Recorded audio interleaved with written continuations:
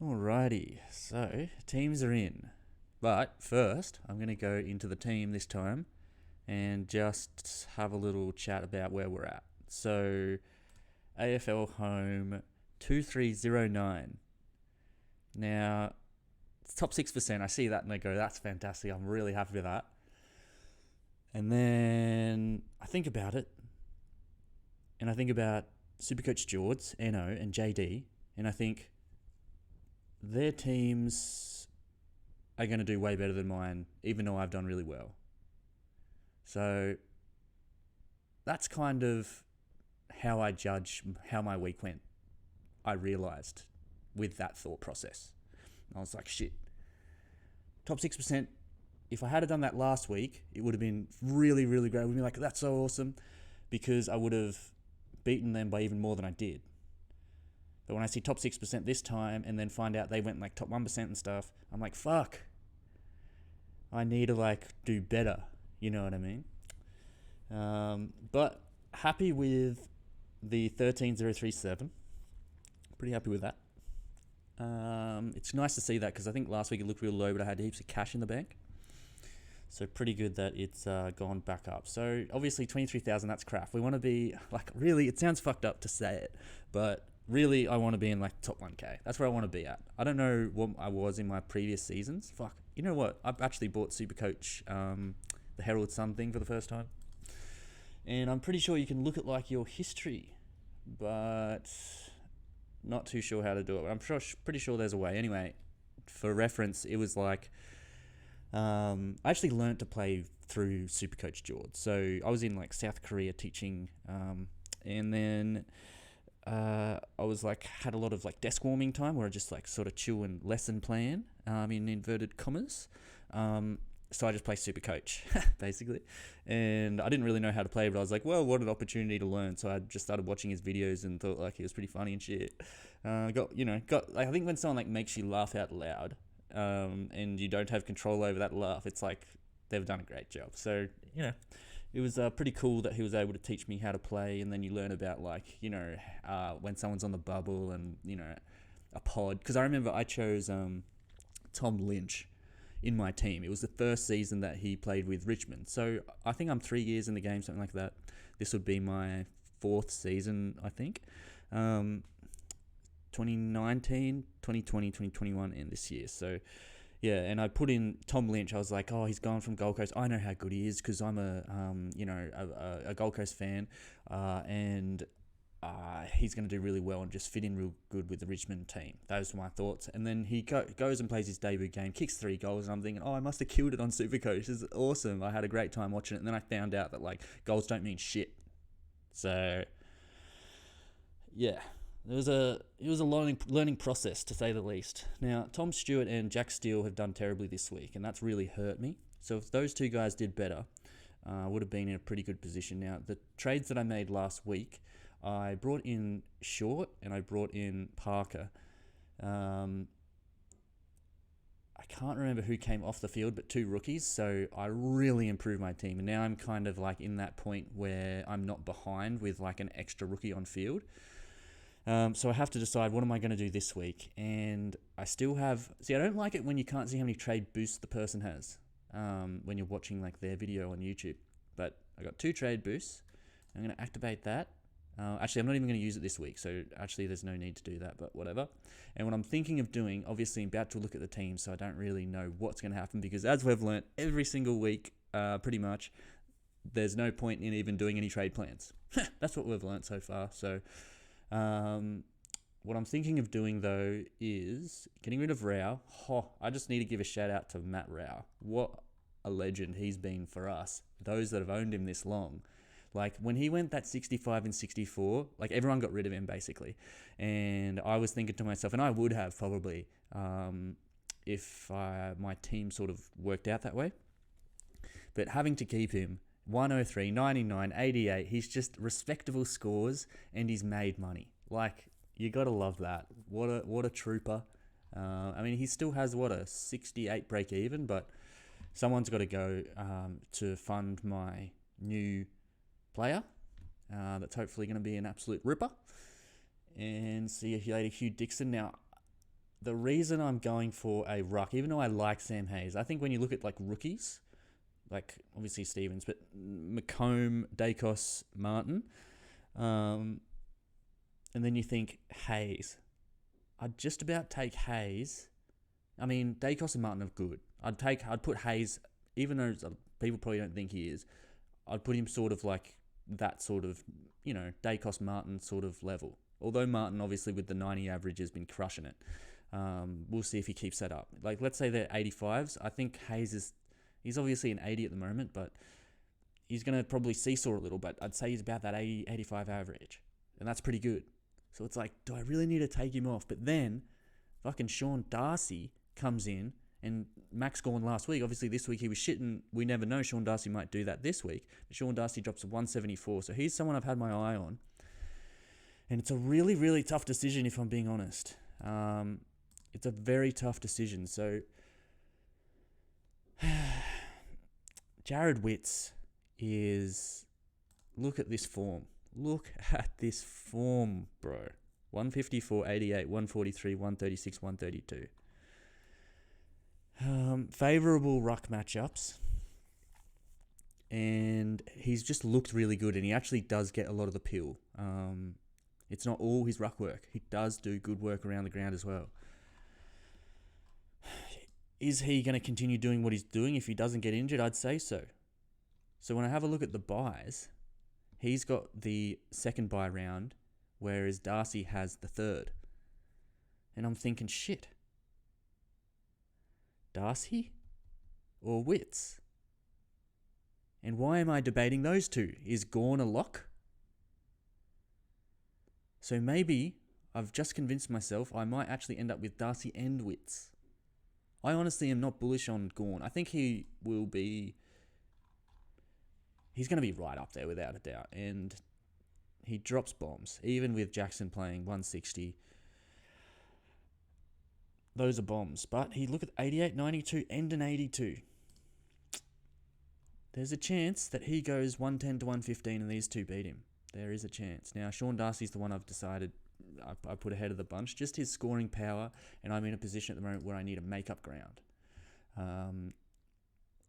Sometimes it's kind of stupid to like make up ground by being aggressive with trading, because then you make a stupid trade, like that's the whole idea, risk reward. So it can obviously bite you in the butt.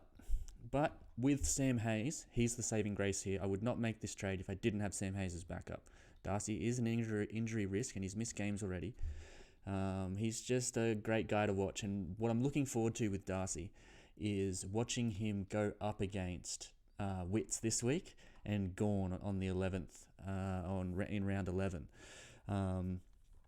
It's just going to be like a battle, and that makes for great entertainment if you're invested through Supercoach. Now back to that risk reward. Goes both ways, and Witsies might towel him up in the ruck, and then he doesn't do what he needs to around the ground, and there you go. You absolutely fluffed that one up, and then Gawny towels him up. Why wouldn't he? Gawny's the steely veteran at this point. He's not going to be letting up. He runs around the ground, and Darcy I think is only 23, so I'm going Sean Darcy. Sean Darcy's going to announce himself to the AFL. He did, you could say, last year, but he's taken it to a new level this year, starting off with a 178, and was getting, as I've heard, hit-outs to advantage for fun. So at the moment, see, this is where the teams comes into it. At the moment, I've got Carroll. If Carroll gets picked as well as Hewitt, then these guys don't have their green ticks and shit. What's going on? Anyway, whatever. Then I'm going Carroll if he gets picked as well as Hewitt. If Hewitt doesn't get named, I presume he will, and Carroll does get named, I probably won't take him. And then I'll go early on Clark, because I really don't like Carroll on field. I think Stevens actually has a chance this week to play, but at the moment playing as a loophole for McComb. I will probably go Stevens and McComb if Stevens plays, because they've got Essendon, I believe, but whatever. Carroll's going to be in if Hewitt is also named. So this is the obviously waste of time. Spent way too much time on this, but okay, confirm. All right, put all this time into it now. Let's see why that was stupid. All right, who's injured? Stephen Martin managed. Who's going to play in the ruck? Jordan Sweet is playing in the ruck. Jeez, that's a sad state of affairs. Look at that. Okay. Tom Mitchell managed. Josh Ward omitted. Oh, wow. About time, to be honest. Josh Gibkiss HS protocol. Jeez. Okay. So far, just people on the bench, so nothing too bad. Horn Francis, ouchie. Ended up being a reasonable pick, but nothing special. Had to fork up 204 to get him. Didn't really bring the scoring power you'd hope for. I don't think he got a single ton. So, see you later. Cooper Stevens omitted. Not surprised. Now, Carlton is the one I really care about. What have we got? Ridley. I didn't even know he missed last week. Gosh, what a terrible pick he's been. And I don't see anything that matters there.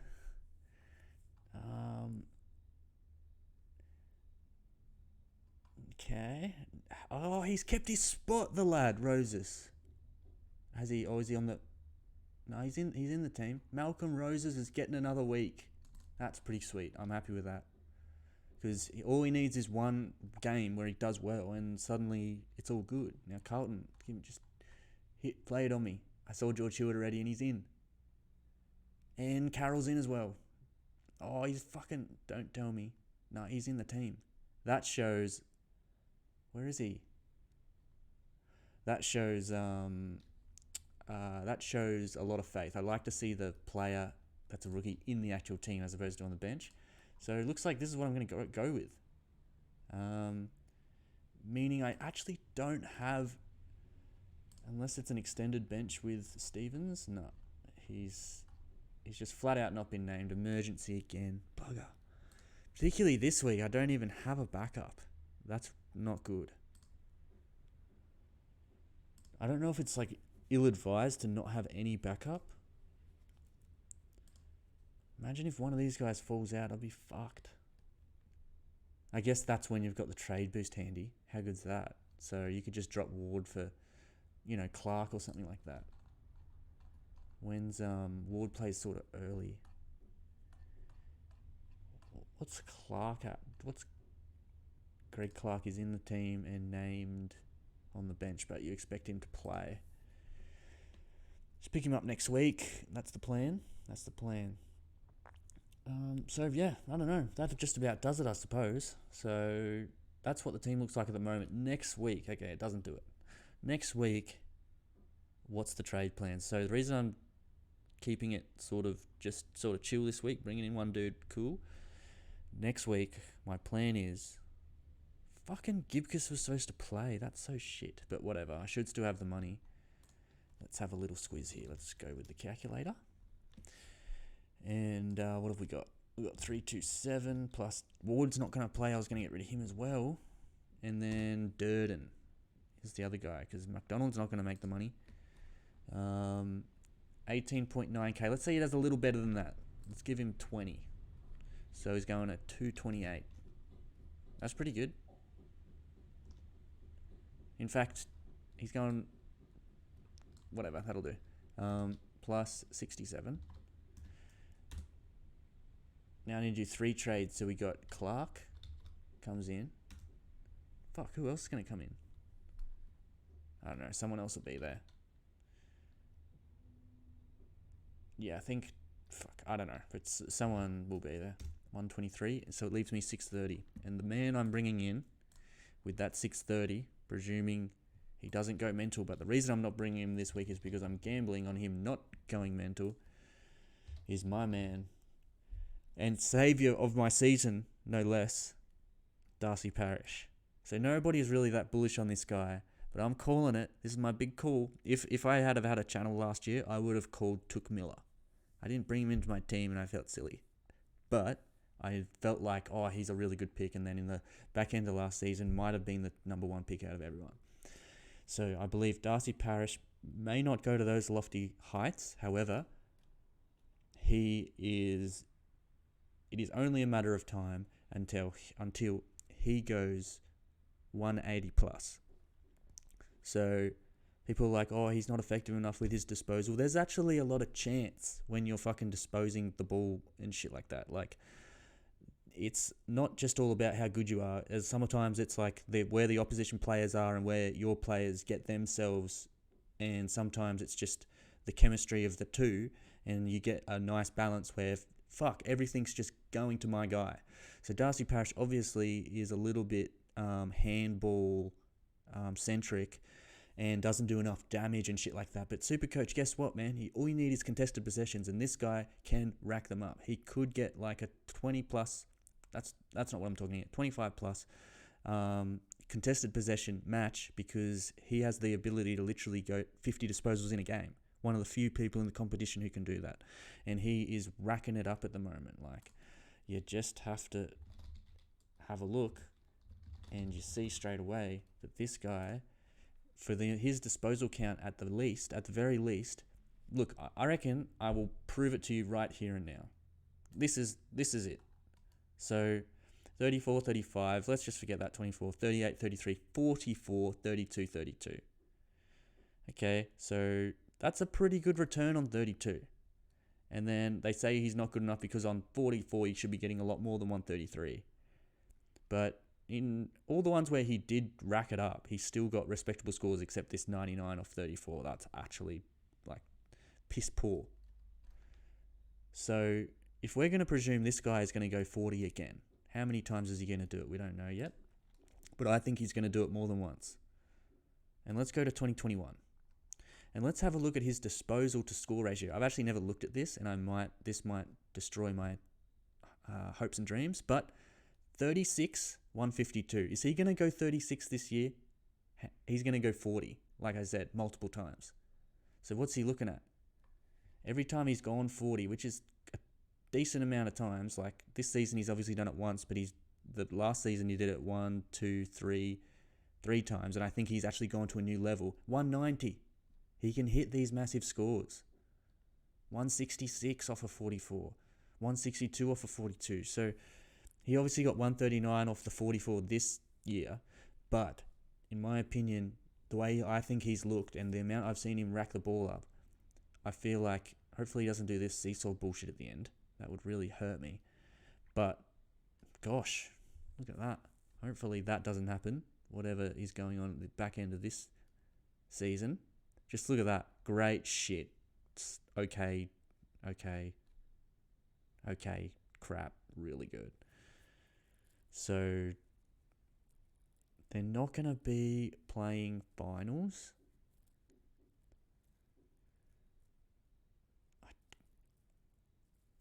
I don't know if that's a massive problem in terms of his motivation levels. That's all I'm trying to tie that to.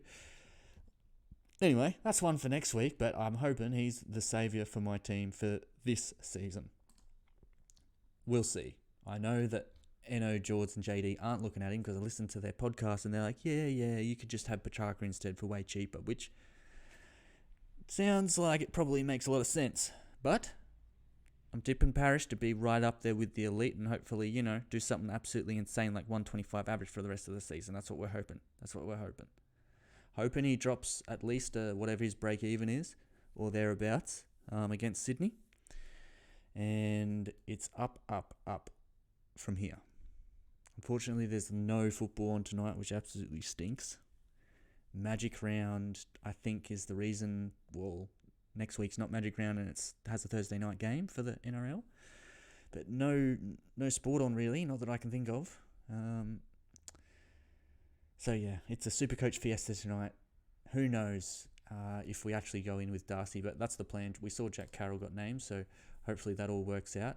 And we're going to be watching Gold Coast take on the Fremantle Dockers at Metricon Stadium. It's the fortress of the Gold Coast. They always turn up and bring a good one for their fans. That's what they're known for. So we wouldn't be surprised to see Jared Witts go to battle with Sean Darcy and Jared Witts come out on top and Gold Coast win the game. And I'm absolutely distraught, despite the team I support winning, because Darcy's got absolutely towed up by Jared Witts. And I've not only that, I've put the... No, I wouldn't put the captaincy on him, but that's how she goes. So let's go Sean Darcy.